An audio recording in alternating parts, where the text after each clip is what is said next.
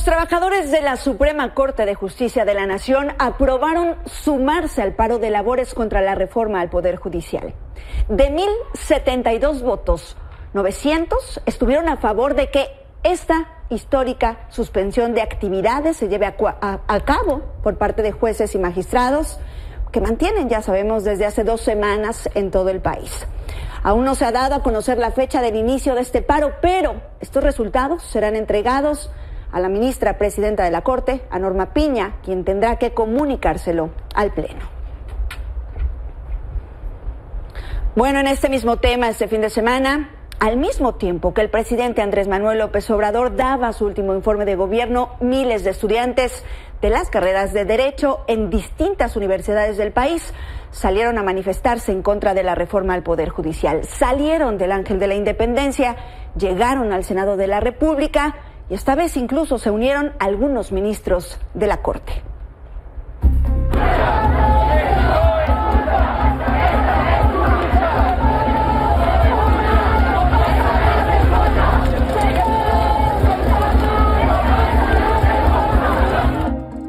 Jueces y magistrados presentes defendiendo el Poder Judicial. Queremos que pase esta reforma. Contamos con reclamos legítimos, encaminados a fortalecer el Estado democrático y levantar el Estado de Derecho de nuestro país.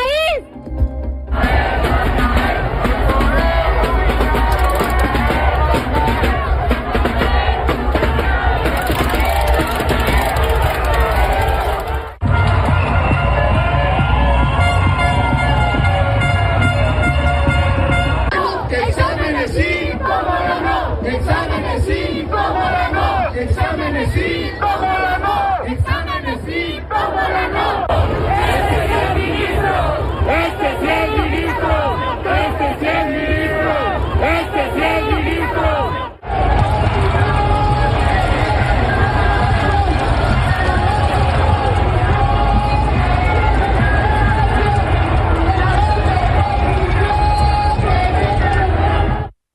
¡Arriba el Poder Judicial Federal! ¡Y arriba México!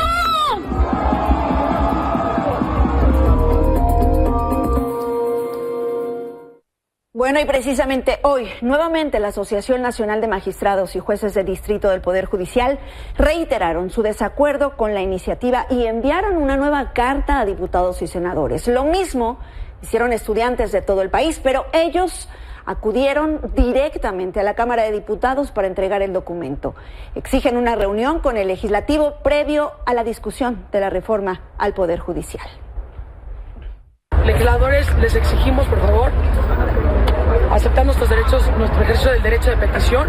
Estamos aquí afuera de la Cámara de Diputados, somos representaciones de varias universidades, no solo somos nosotras y nosotros, somos varias universidades que nos respaldan, que desde sus trincheras, desde sus universidades, están luchando por este mismo movimiento y por las mismas pretensiones que nos llevan aquí el día de hoy. Ha dicho que nos iba a recibir una comitiva para recibir todas estas firmas, para que existiera un nivel, o sea, algo de seguimiento a todo lo que estamos presentando aquí el día de hoy, que en síntesis son 5 cláusulas para cuestionar ciertas cosas que a nosotros nos parecen perjudiciales de esta reforma.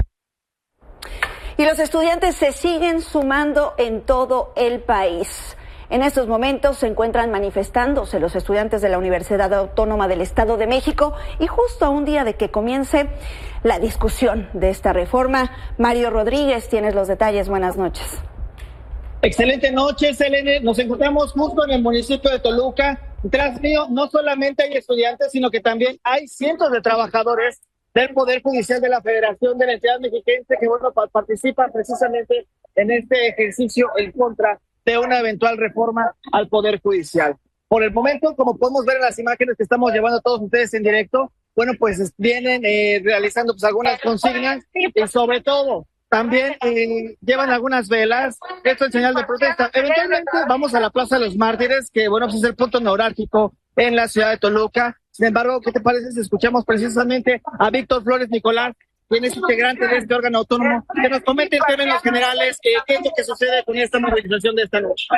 Nos estamos movilizando para defender el Estado de Derecho en México, para defender la Constitución, para defender el Poder Judicial de la Federación, la división de poderes y sobre todo al pueblo mexicano, sabiendo que esta reforma va a afectar los derechos del pueblo. ¿Por qué? Porque va a acabar con la justicia constitucional.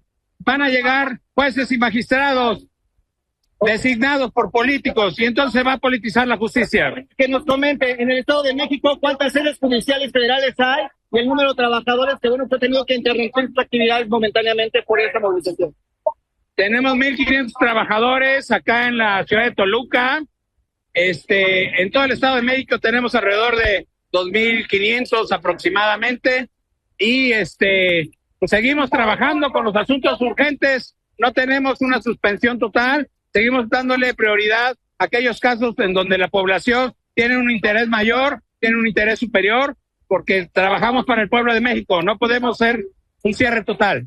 Mensaje a la ciudadanía, y esta semana se discute esta reforma. Sí, efectivamente, esta semana se discute la reforma.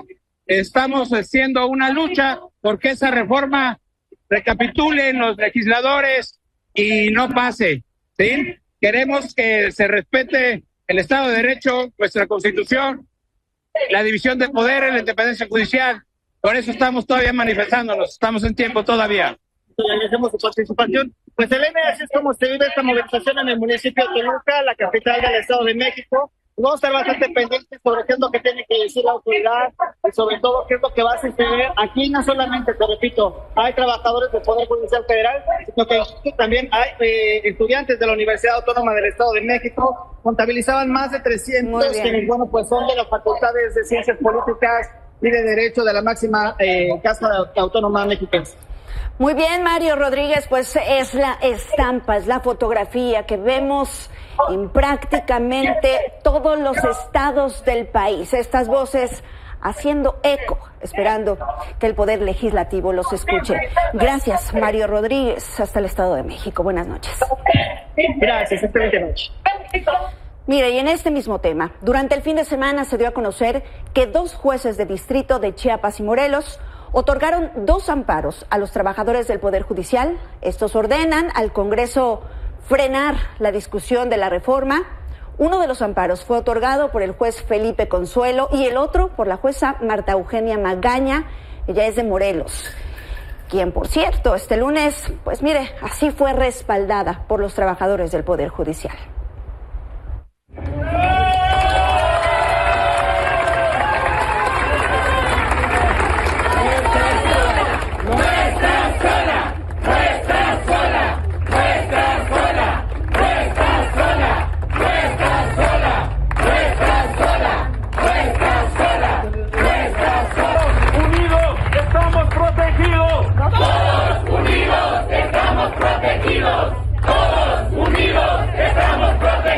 Nosotros hacemos todos los días nuestro trabajo y nunca esperamos el reconocimiento.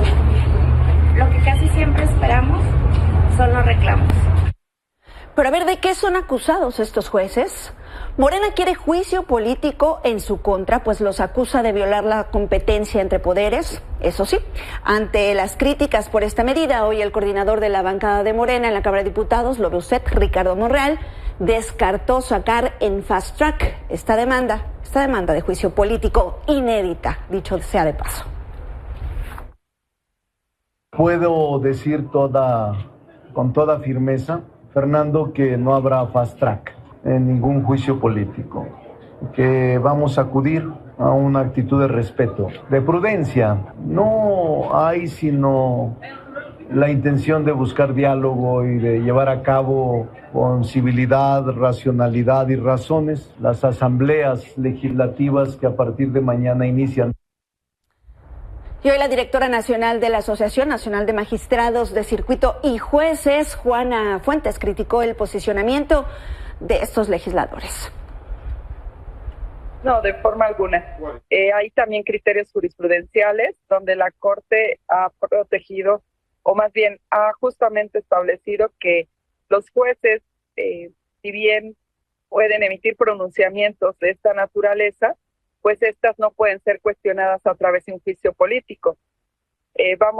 Aquí la Corte desde el 2004 emite un criterio para proteger a los jueces de esas interferencias políticas, y esta decisión se refuerza para constatar de que no es el mecanismo del juicio político para poder sancionar o pues sí, para poder impugnar esta forma en que se pronuncian los juzgados. Y también el presidente López Obrador habló de este tema en la mañanera.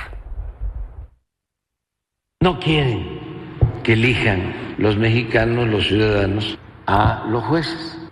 Y en su desesperación, actuando de manera irresponsable y contradictoria, se atreven a promover acciones que invaden las facultades del Poder Legislativo, pero además violan la Constitución. ¿Cómo es posible que quieran detener el proceso legislativo? Es una invasión franca, arbitraria a la facultad que tiene el Poder Legislativo. Es una violación a la división y al equilibrio que debe de existir entre los poderes. Y hablemos de negocios porque siguen las preocupaciones en el mundo por esta reforma al Poder Judicial. Ana Cari Martínez, cuéntanos. Buenas noches. Muy buenas noches, Selene, te saludo con muchísimo gusto y sí, de nuevo, con esta polémica que se ha generado alrededor de la discusión de las reformas al Poder Judicial. Esta vez, al respecto, se manifestó la International Bar Association, que es un organismo que agrupa a colegios de abogados y de juzgadores y personas que cuidan el Estado de Derecho. Este organismo llamó a revisar de manera más profunda, más cuidadosa, la propuesta que presentó el presidente Andrés Manuel López Obrador. ¿Por qué? Porque dice que esta propuesta es de largo alcance y que puede tener consecuencias negativas no solo para México, sino en general para América Latina. El organismo indicó que una de las grandes preocupaciones es que esta serie de cambios puede afectar la independencia del Poder Judicial mexicano, ya que es visto como la piedra angular para garantizar el Estado de Derecho y la protección de los derechos fundamentales y en general el buen funcionamiento de la democracia. Además, indicó que esta propuesta, sobre todo lo que tiene que ver con la elección de los magistrados, jueces y de los ministros por voto popular, puede y debe revisarse con lupa, dado que puede asegurar que el Poder Judicial cuente realmente con miembros profesionales, capacitados e independientes que trabajen en beneficio de la sociedad. Y como mencionabas, son muchas las reacciones, las preocupaciones, y otro de los organismos que levanta la voz al respecto es la Asociación Mexicana de Distribuidores de Automotores, pues aseguró que esta reforma es necesaria, pero ojo, no en los términos propuestos, sobre todo en la elección popular. La asociación señaló que la designación de los jueces por voto popular, lejos de brindar la certeza necesaria jurídica para los ciudadanos, profundiza la discrecionalidad de las decisiones, las politiza y además no define los criterios clave, criterios necesarios para la adecuada selección de los perfiles que pueden integrar el colegio de los magistrados y de la Suprema Corte, lo que puede a la larga generar un debilitamiento de la carrera judicial en México y afectar el profesionalismo, la estabilidad y la independencia de los integrantes del Poder Judicial, por lo que son cada vez más voces las que se dicen preocupadas por esta reforma, Selene. Pues así es, decíamos, voces y voces se suman en contra de esta reforma. Veremos si los escuchan. Ana Cari Martínez, gracias, buenas noches. Muchas gracias, Selene, muy buenas noches. Bueno, y ayer en el Zócalo de la Ciudad de México, el presidente López Obrador rindió su último informe de gobierno. Este evento, por supuesto, marca el inicio del fin de su carrera política.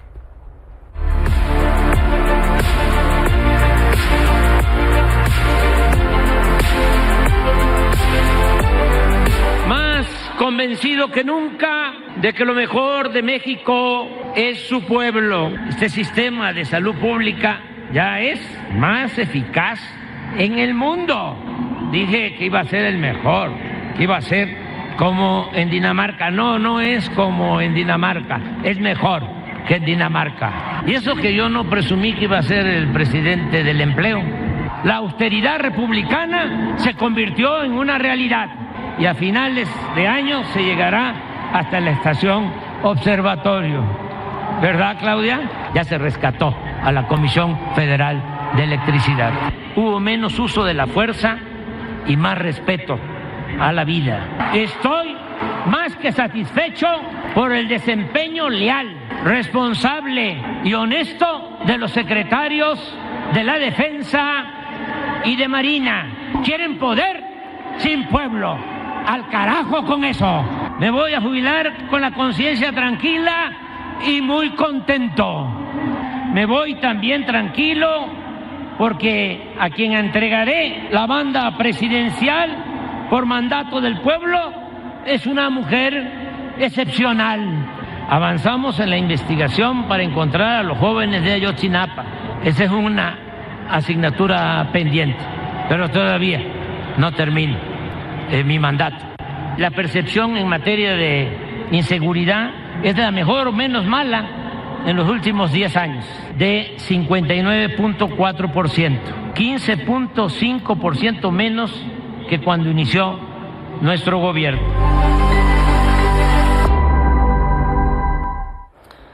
Bueno, así los datos del presidente López Obrador. Más tarde se instaló la nueva legislatura del Congreso de la Unión.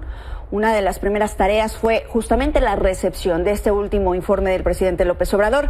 Sin embargo, la secretaria de Gobernación, Luisa María Alcalde, aprovechó para dar un discurso. Esto molestó a la oposición.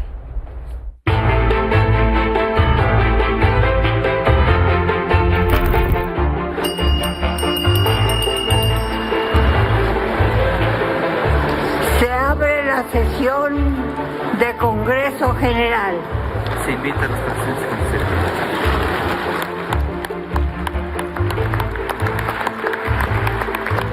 Se invita a los presentes a ponerse de pie. Muchísimas gracias, querida Ifigenia Martínez, presidenta de la Cámara de Diputados, senador Fernández Noroña, presidente de la Cámara de Senadores. Qué bien se escucha eso. Este informe, y nunca hay que olvidarlo, que se creían dueños de México, las nuevas generaciones tendrán la receta, tendrán el camino ya probado, que es que solo el pueblo puede salvar al pueblo.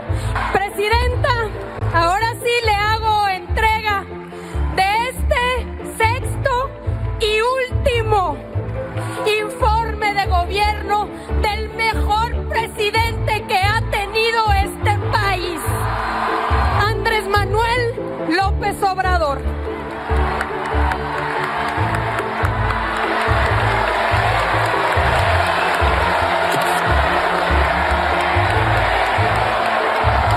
Exacto.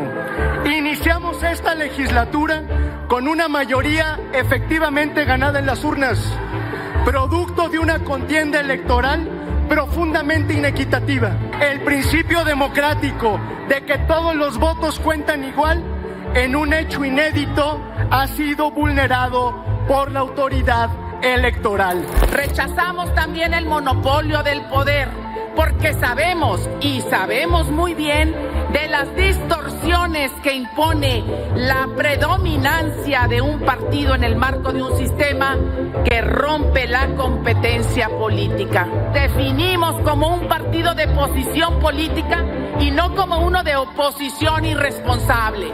Vamos a hacer una oposición contundente pero responsable. No se equivoquen, a ustedes nadie les otorgó la mayoría calificada. Hoy nuestro reto es preservar los valores que nos unen, como la democracia, la división de poderes y la transparencia. Bueno, también durante este fin de semana el Tribunal Electoral de la Ciudad de México anuló la elección de la alcaldía Cuauhtémoc. ¿Qué argumentaron? Pues que fue por violencia política de género en contra de la ex candidata de Morena en esta demarcación, en contra de Catalina Monreal. La decisión se dio con 2 votos a favor y 2 en contra. Todo se definió mediante el voto de calidad del magistrado presidente de Armando Ambriz, revocando así la constancia de mayoría que acreditaba la victoria de Alessandra Rojo de la Vega. Esta mañana vecinos de esa demarcación salieron a protestar, exigiendo que se reconozca su voto.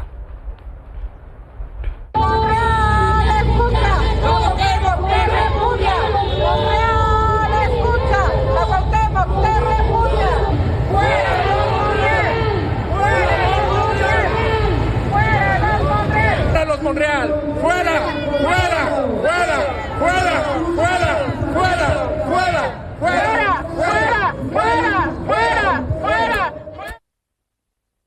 Otro intento de robarnos a la mala lo que no ganaron por la buena. Lo hemos venido viendo desde que ganamos el 2 de junio, después de una campaña sumamente violenta, sumamente abusiva, con toda la fuerza del Estado. Y desde el 2 de junio hemos visto cómo nos han intentado robar esta familia que ha abusado y saqueado la alcaldía por 10 años. No lo vamos a permitir, vamos a resistir, nos vamos a seguir defendiendo, nos vamos a ir a la sala regional y no tengo la menor duda que nos volverán a dar la razón. Bueno, ya veremos qué pasa con este tema. Pero mire, exactamente a 3 meses de las elecciones en nuestro país, hay que saber cómo quedaron conformados los congresos locales, y para esto nos acompaña Salvador Frausto, a quien saludo con mucho gusto, porque pues aquí ya sabemos que en el Congreso Federal pues hubo carro completo, básicamente, ¿no? ¿Cómo quedamos en los locales? Bienvenido. Gracias, Selene, muy buenas noches. Sí, pues hicimos un análisis ya ahora con los congresos estatales, con los números consolidados, y bueno, pues Morena se llevó una mayoría muy abrumadora en los congresos locales, tuvo mayoría en 25 de 32 estados de la República. De estos 25, en 18 tienen mayoría calificada. Esto quiere decir que si el Congreso de la Unión, donde Morena y sus aliados tienen mayoría calificada, esto es 2/3 o más de 2/3 de los votos, y mandan una reforma constitucional, en los estados tendrían que tener 17 estados. Tienen uno de sobra. Tienen uno de sobra. O sea, pasan porque pasan. Pasa, exactamente. Hay, digamos, el capital político suficiente a nivel legislativo para aprobar las reformas constitucionales que empuje el gobierno de Claudia Sheinbaum a partir del 1 de octubre, porque tienen estos 18 congresos con mayoría calificada. ¿Qué pasó en los otros estados? Además de eso, la oposición solo se quedó con 5 estados. Tenemos el caso de Aguascalientes y el caso de Coahuila, son los únicos 2 estados donde el PAN, el PRI y el PRD tienen mayoría calificada, y tienen otros 3 estados donde tienen mayoría simple. En el caso de Jalisco, arañó Movimiento Ciudadano por poquito la mayoría simple, y tienen ahí ellos una mayor representación. Hay un caso atípico, el caso de Durango, en el cual la coalición de la 4T tiene 12 diputados locales y el PRI, PAN, PRD tiene 12 diputados locales. Están empatados, y el fiel de la balanza es el único diputado que tiene ahí MC, puede jugar de un lado o de otro, claro. Selene. Oye, qué impresionante esto que dices, nos retrata perfectamente lo que vamos a estar viendo con las reformas constitucionales. ¿Hace cuánto no había un mapa político de esta magnitud, con estas mayorías? Desde el sexenio de Miguel de la Madrid, entre 1982 y 1988, no había mayorías tan contundentes en el Congreso mexicano.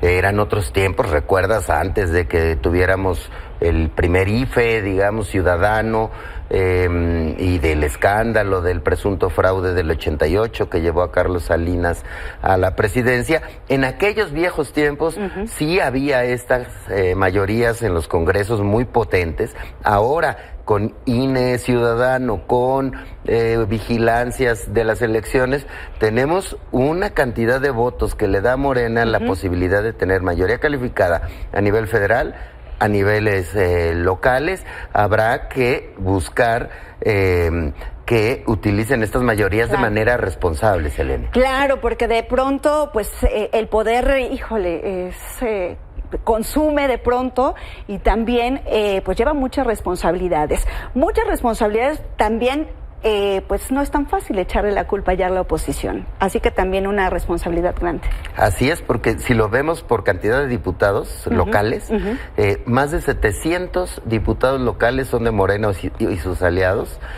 No llega a 300 la cantidad de diputados locales de PAN, PRI, PRD, y con su 7% anda MC, entonces eso nos habla de el nuevo mapa político de nuestro país, y este reportaje lo llevamos mañana en Milenio Web y en Milenio Diario, es de mi compañero Esteban David Muy Rodríguez.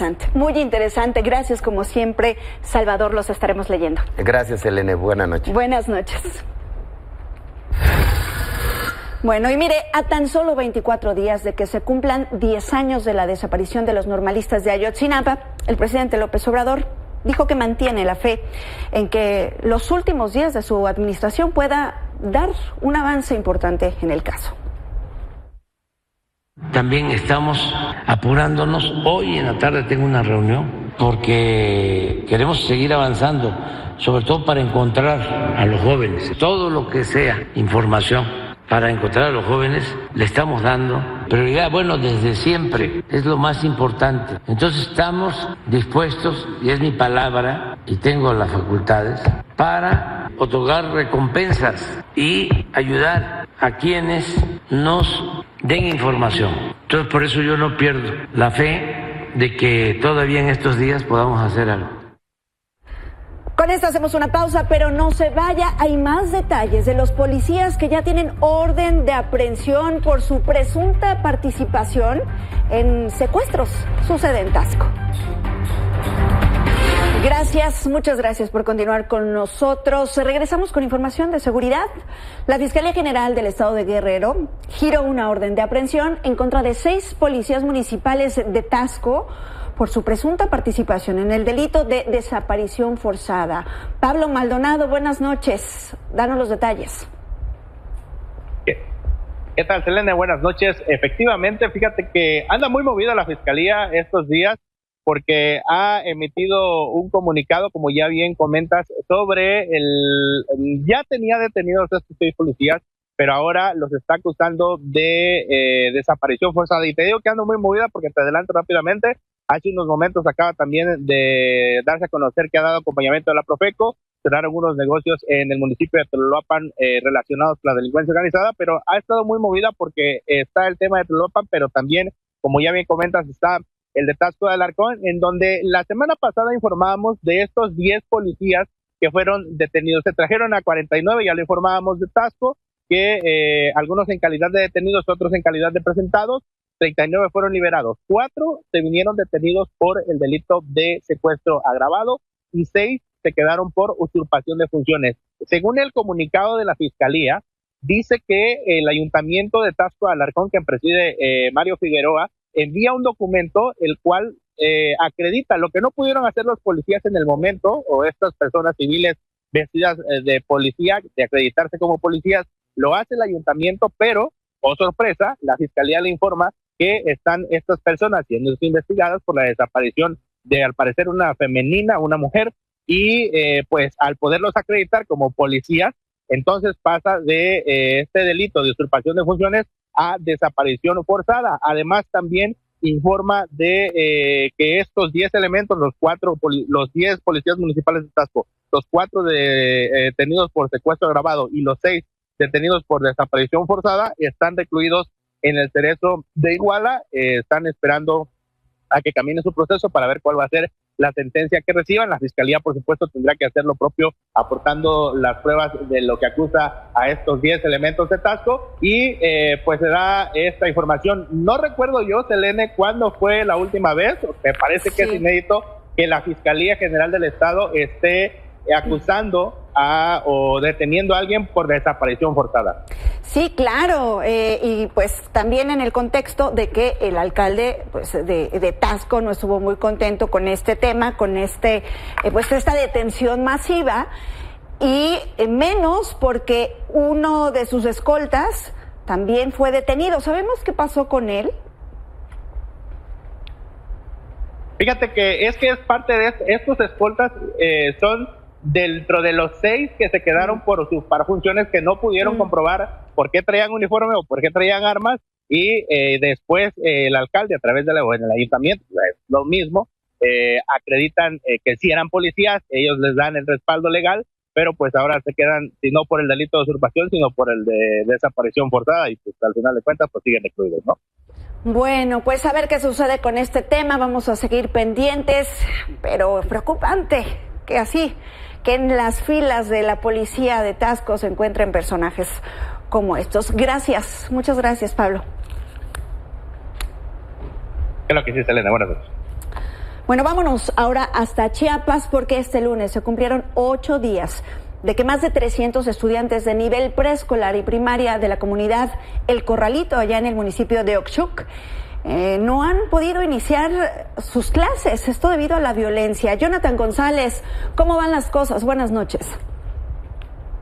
Selene, ¿qué tal? Muy buenas noches. Efectivamente, pues tú ya lo adelantabas sobre estos infantes que no han podido iniciar el ciclo escolar 2024-2025, y precisamente obedece a que el lunes pasado, es decir, el 26 de agosto, cuando todas las escuelas pues regresaban a clases, pues en esta comunidad del Corralito, en el municipio de Oxchuc, pues ingresaron y rompieron un grupo de hombres armados cuando los maestros y los padres de familia llevaban a cabo la inscripción de los menores. Sin embargo, pues justo el día de hoy, frente a esta escuela y a orillas de la carretera que conduce San Cristóbal de las Casas hacia Ocosingo, pues se manifestaron y leyeron pues también un comunicado donde expresan su malestar por esta situación que están atravesando, pero sobre todo demandan la intervención de las autoridades para que los menores poco a poco y pues lo más pronto posible puedan reanudar clases, y debido a que precisamente en la pandemia pues fueron uno de los más afectados ante la falta de tecnología que hubo durante esa época. También, bueno, decirte que las madres y los padres de familia responsabilizaron sobre estos hechos al Consejo Municipal actual del municipio de Oxchuc, toda vez que dijeron que están siendo agredidos por estos hombres armados después de que ellos manifestaran su inconformidad por la falta del cumplimiento de algunas obras en esa localidad. Asimismo, decirte que, bueno, la violencia en esta comunidad no ha terminado. Fue justamente el domingo por la noche, es decir, ayer por la noche y hoy por la madrugada, también se registraron algunas detonaciones de arma de fuego, donde pues la población tuvo que resguardarse debajo de algunas camas, también de algunos muebles, debido bueno, por el miedo que existe precisamente de ser alcanzados por una bala, toda vez que los techos de estas viviendas pues son de lámina, y bueno, pues el riesgo es eso. Hasta el momento no han logrado establecer una mesa de diálogo con las autoridades para pues empezar a ver de qué forma pueden recuperar las clases los infantes, ya que hasta el momento pues no han podido ser inscritos. Selene, es lo que se vive aquí en la zona altos de Chiapas. Bueno, pues qué tristeza, no es la primera vez que pasan pues estos episodios violentos, específicamente ahí en Oxchuc. Recordemos, hace pues apenas un año, fue en septiembre de 2023, cuando también les quemaron escuelas a manera de intimidación, estos grupos del crimen organizado, que pues parece que son quienes tienen el control en varios municipios del estado. Jonathan González, gracias por tu información, vamos a seguir pendientes. Muy buenas noches, seguimos atentos.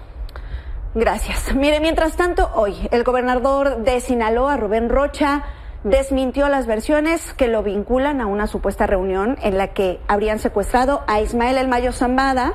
Durante su conferencia de prensa, el mandatario dijo que solo tiene compromiso con la seguridad en el estado, pidió a los medios y ciudadanos actuar con prudencia y responsabilidad al compartir información que dijo puede tener graves consecuencias. Dijo también que está dispuesto a colaborar con la Fiscalía General de la República en la investigación sobre pues esta supuesta reunión, asegurando que en caso de que la Fiscalía le solicite información del paradero que tenía el día de los acontecimientos, él estará listo para proporcionarla.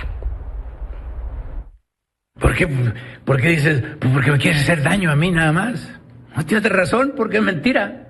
Es mentira que yo estuve ahí el 25 de ¿cómo se llama? De julio, con el tema de que se llevaron a al señor Zambada y que participó Joaquín Guzmán. Es mentira, pues. Quien diga eso, pues miente.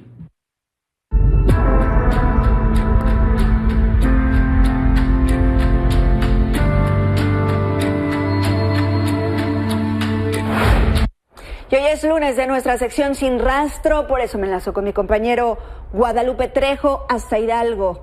Buenas noches. Selene, ¿qué tal? Muy buenas noches a ti y a todo el auditorio de Milenio Televisión. Pues para hoy les traemos esta historia ocurrida aquí en el municipio de Tizayuca, Hidalgo. Es la historia del señor Héctor Valero, quien cumple 39 días desaparecido luego de que el pasado 25 de julio su taxi, este hombre de 55 años de edad, es conductor de un taxi. Su unidad fue localizada abandonada con huellas de sangre, lo que ha alarmado a sus familiares y amigos, quienes han mantenido durante días la búsqueda de su paradero, pues a fin de esclarecer qué fue lo que ocurrió, dónde está, en qué condiciones se encuentra. Pero si te parece, Selene, pues veamos esta pieza para conocer la historia del señor Héctor Valero. Vamos a verlo.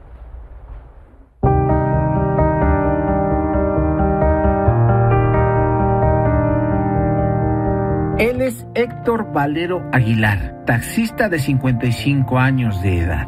El 25 de julio desapareció en circunstancias alarmantes en el municipio de Tizayuca, Hidalgo. La mañana previa a su desaparición salió a trabajar como todos los días.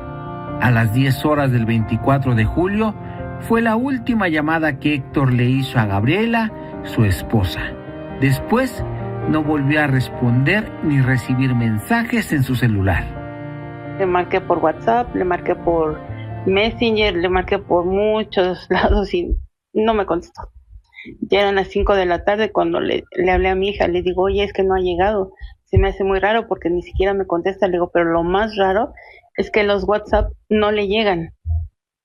Salen, pero no le llegan, no se ve la otra palomita. Le digo, entonces, pues no sé qué esté pasando. A las 3 de la madrugada del 25 de julio, el taxi de Héctor fue hallado abandonado con restos de sangre en el fraccionamiento Fuentes, a unos 15 minutos de su casa. Fue el patrón de Héctor quien informó de la desaparición a su esposa.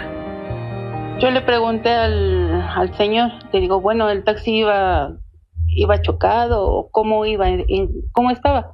Dice, ya no lo alcancé a ver, porque rápido lo subieron a la grúa. Dice, pero ahora lo que sé es que tiene un golpe del lado, creo que izquierdo, y lleva sangre en el lado del chofer y atrás del chofer. Horas después, amigos y familiares acudieron a ese lugar a buscarlo, pues el GPS de su celular marcaba que se encontraba en la zona. Sin embargo, no localizaron el teléfono. Cerca se ubica un módulo de seguridad. También hay cámaras del C5I que podrían ayudar a esclarecer lo ocurrido. Me dicen que están en espera de la autorización del C5. Entonces, yo no sé cuántos días sea para que lo autoricen. Ya pasó demasiado tiempo, ya pasaron 15 días y no sé cuánto tiempo haya que esperar más. Durante los últimos años en Tizayuca, taxistas han sido víctimas de extorsionadores. El 9 de agosto, un operador fue baleado. Gabriela afirma que Héctor no tenía problemas con nadie y nunca mencionó haber recibido amenazas. Como buena persona, noble, con su genio como todos en determinado momento, pero buena persona, sabía ser amigo, que hasta la fecha lo buscan. A Héctor lo esperan su esposa, hijos y amigos, pero también Pepe, su mascota, con quien tenía una relación especial. Pronto va a venir tu abuelito. Vas a ver que sí. Desde Hidalgo para Milenio Noticias, Guadalupe Trejo.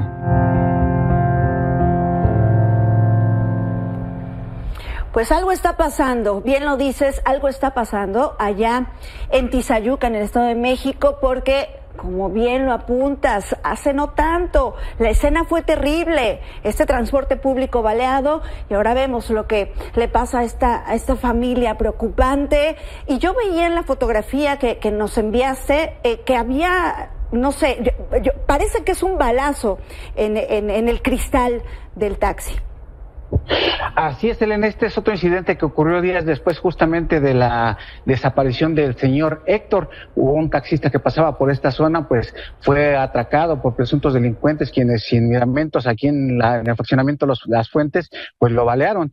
Sin embargo, pues el calvario que está viviendo la señora Gabriela en la búsqueda de su pareja sentimental, el señor Héctor, pues sí, ha sido bastante desgastante. Han sido 39 días de esta búsqueda y hasta el momento pues las autoridades no han dado alguna posibilidad, alguna esperanza a esta mujer. Incluso platicábamos antes de entrar al aire, platicábamos con ella vía telefónica y justamente nos comentaba que aparentemente las investigaciones se han quedado detenidas, no hay avances. Incluso señala que funcionarios no le contestan las llamadas telefónicas. Concretamente señala a un funcionario de la Fiscalía de Personas Desaparecidas de nombre Rubén Cerón, pues quien se ha negado a contestar las llamadas, a devolver alguna comunicación, pues para darle alguna información de las pesquisas. Ellos por su parte pues mantienen aún la búsqueda por sus propios medios, aunque no han logrado avanzar demasiado. Están a la espera justamente de que usted pueda tener acceso a las imágenes de estas cámaras de seguridad del C5, pues para conocer qué fue lo que ocurrió, porque pues como contábamos en la nota, este taxi que don Héctor manejaba pues se encontró con huellas de sangre, lo que pues no es nada halagador para lo que está esperando la señora Gabriela, que pues no pierde la esperanza de encontrarse con Héctor. Pues mire, un llamado, además de que pues nos pueden ayudar a dar con el paradero de este hombre, pues también a Rubén Cerón, que no les contesta las llamadas, también señor Rubén Cerón, de la Fiscalía. Bueno, hombre, contesten las llamadas. Pues evidentemente parece que no hay las capacidades ni siquiera de saber si la sangre que encontraron pues corresponde o no a el señor Héctor Valero Aguilar, desaparecido desde el 25 de julio pasado. Ojalá podamos tener alguna pista, alguna señal, y ojalá pues las autoridades también se pongan a trabajar. Lupe Trejo, gracias, muchas gracias como siempre por tu trabajo, por sumarte a esta causa. Gracias, hasta Hidalgo. Seguimos al pendiente, Selena, buena noche. Vamos a cambiar de información, vamos al tema de las lluvias, porque en Chiapas al menos 50 viviendas resultaron dañadas y 9 familias más evacuadas de sus hogares debido a las inundaciones que provocaron las lluvias de ayer. Se reportó que en algunas colonias de San Cristóbal de las Casas el nivel de agua alcanzó 70 centímetros. Pero eso no fue todo, porque autoridades de Protección Civil informaron que tanto el Río Amarillo y Fogótico reportaron el 70% de su capacidad.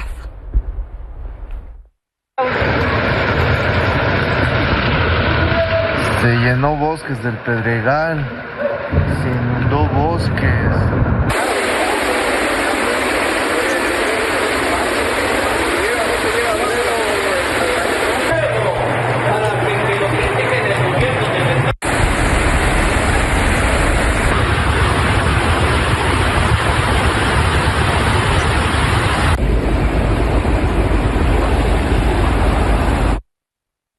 Y hablando de inundaciones, no hay que olvidarnos de Chalco. Y es que ya suman 32 días de que los habitantes de este municipio viven bajo aguas negras y aún no hay solución. Todo lo contrario. Mire, las lluvias de este fin de semana volvieron a aumentar el nivel de agua en esta zona y afectaron otras 8 calles más, aparte de las que ya estaban inundadas. Vecinos han reportado la pérdida de muebles, de su ropa, de electrodomésticos. Sin embargo, continúan con la esperanza de que las autoridades en algún momento les ayuden a recuperar su patrimonio. Lo que dicen es de que pues está un drenaje roto, pero pues no sabemos si en verdad sea eso. Anoche llovió horrible, se cayó el cielo y ya volvió a levantar el agua. ¿El avance que ya llevaban? Se fue otra vez como todos los años, como siempre. Un mes y huele horrible. Cuando hace sol, peor. sí, como que se desata más el olor. El otro día había un pollo muerto así, flotando por la vida. Con esto hacemos una pausa, pero no se vaya, regresamos con información internacional, porque la Fiscalía de Venezuela pues ya dio una orden de aprehensión contra el candidato presidencial, contra Edmundo González. Al volver, la información completa. Gracias, muchas gracias por continuar con nosotros. Vamos a temas internacionales. Hace unas horas, la Fiscalía General de Venezuela solicitó una orden de aprehensión contra el candidato presidencial Edmundo González por los cargos de usurpación de funciones, forjamiento de documento público, investigación a la desobediencia de las leyes, asociación para delinquir y conspiración. Esta detención podría estar relacionada a las investigaciones por parte del gobierno venezolano para dar con el responsable de crear y actualizar la página web Resultados con Venezuela, la cual cuenta con todas las actas distritales que le han dado la victoria justamente a Edmundo González en las urnas el pasado 28 de julio. Hasta este momento nadie de la oposición se ha pronunciado al respecto. Y 7 mexicanos murieron en Mississippi, Estados Unidos, después de sufrir un accidente automovilístico. Esto ocurrió cuando el autobús de la empresa mexicana Autobuses Regiomontanos, en el que bajaban al menos 43 personas, se salió de la carretera por una falla en las llantas de la unidad. Al lugar llegaron otros conductores para auxiliar a los heridos y llamaron a las autoridades para avisar del accidente. Horas más tarde se confirmó la identidad de los 7 fallecidos, entre ellos 3 menores de edad, todos eran de origen mexicano. Hoy la Secretaría de Relaciones Exteriores informó que ya están trabajando para auxiliar a las víctimas. Hacemos una nueva pausa, pero no se vaya, ya está aquí, viene Minelia Taide con toda la información deportiva. Hay muy buenas noticias. Es momento de los deportes. Bienvenida, mi querida Minelia Taide. Buenas noches. Muy buenas noches, Oye, con buenas noticias para todos aquellos que obviamente admiran a Guillermo Ochoa, que sabemos que tiene muchos seguidores, el portero mexicano, porque consiguió equipo en Portugal ya en el cierre de registros prácticamente del mercado europeo. Se trata del Aves, un cuadro que se creó en mayo de 2023, que subió apenas a primera división. De hecho, registra ya 4 duelos en el máximo circuito y suma 4 unidades, tras un empate, un triunfo y 2 derrotas. A este equipo llega Guillermo Ochoa Cel, quien, recordemos, no fue convocado por Javier Aguirre justamente para selección mexicana. Veremos si con este nuevo paso y a sus 39 años le alcanza para volver a levantar la mano para selección. Es muy complicado, es muy difícil, pero obviamente sabemos la trayectoria que tiene atrás Guillermo Ochoa y lo importante que era para él todavía tener esta oportunidad en Europa. Lo que sí hay que destacar es que él ha buscado a toda costa justo eso, ¿no? El tener todavía esa carrera en el fútbol, en el viejo continente, que no es fácil porque la verdad es que sacrificas muchas cosas, entre ellas dinero, ¿no? Y también tenemos muy buenas noticias ya hablando de París 2024, porque hay medalla de oro para la delegación mexicana. Al fin Gloria Zarza Guadarrama consiguió la presea en el impulso de bala F-54 en los Juegos Paralímpicos con un lanzamiento impresionante de 8.06 metros. Zarza Guadarrama de hecho aseguró la 9ª medalla así para nuestro país. Esta victoria no solo marca un logro personal para Gloria, ya que había ganado plata en Tokio 2020, sino que también la consolida como una de las mejores en su disciplina a nivel mundial. A principios de este año, de hecho, también se adjudicó el oro en los campeonatos mundiales en Japón, demostrando obviamente su dominio en la categoría. Así es que felicidades y, como lo hemos dicho, seguramente estaremos hablando a lo largo de estos días de más preseas para la delegación mexicana. Así, qué emocionante. Sí. ¿Cuántas llevamos? 9 medallas. Y esta es la primera de oro, pero te digo, la verdad es que los atletas mexicanos siempre levantan la mano en Paralímpicos. Esperemos que se superen esas 22. Y también tenemos información de la Liga Mexicana de Béisbol, porque mañana arranca la Serie del Rey entre Diablos Rojos del México y Sultanes de Monterrey. Por 6ª ocasión en la historia, la gran final enfrentará en la disputa por el título a los 2 grandes equipos, tanto Sultanes como Diablos Rojos del México. Y los Fantasmas Grises tienen ventaja de 3-2 sobre los Diablos en lo que ahora es conocido como la Serie del Rey. De hecho, hace unos minutos hablaron, obviamente, los protagonistas y todo, y se notan emocionados, obviamente. Y pues recordemos con los Diablos Rojos del México, ellos dicen que no hay presión porque desde hace 10 años, recordemos que no llegaban hasta estas instancias, pero ellos aseguran están metidos, obviamente, en lo que es su trabajo. Y bueno, lo de Sultanes de Monterrey ya lo sabemos, ya conocemos el trabajo que están haciendo, lo bien que lo han hecho en los últimos años y siguen levantando la mano, van por supuesto por este título. Y tienen mucha audiencia también aquí en la Ciudad de México, aquí que les va a encantar la noticia. Exactamente, el béisbol ha crecido mucho y ese es tema para que lo platiquemos después. Gracias, Mine. Buenas noches. Y gracias por supuesto a usted por su sintonía. Si la vida lo permite, nos encontramos en este mismo espacio mañana. Descanse.